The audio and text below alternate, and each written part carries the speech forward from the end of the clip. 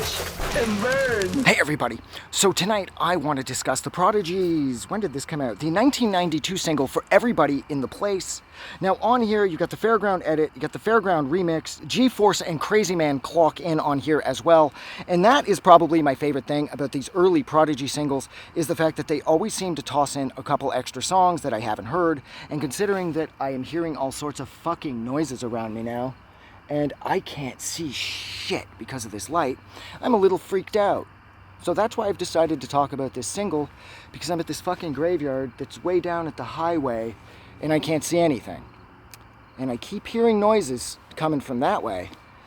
But yeah, it's not really why I decided to talk about this. I just said that in some pathetic attempt to be funny. But I love talking about these just because they're so simple.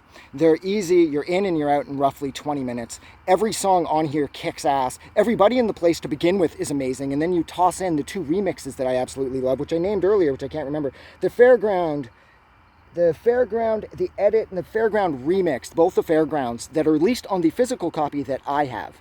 Now that's the other thing I noticed, that the Prodigy and XL, their label at the time, there were, seems like, a lot of the same singles released, perhaps for different territories. So here in the West, you know, we got Crazy Man on here. But then, let's say, for example, if you were elsewhere and, you know, G-Force wouldn't be on there potentially. Or maybe we missed out on a couple songs here that the UK got or something.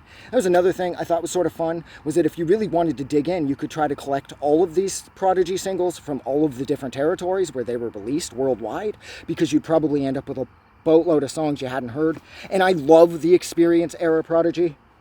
Well, actually, I love every Prodigy era. But, I mean, back at this point, everything just seemed so effortless. It was like the band wasn't even trying. I mean, pretty much right up until Fat of the Land, it feels like their first couple records... Fat of the Land sounds a little dated now. But their first couple, this and Jilted Generation, it's like Howlett wasn't even trying. He was just...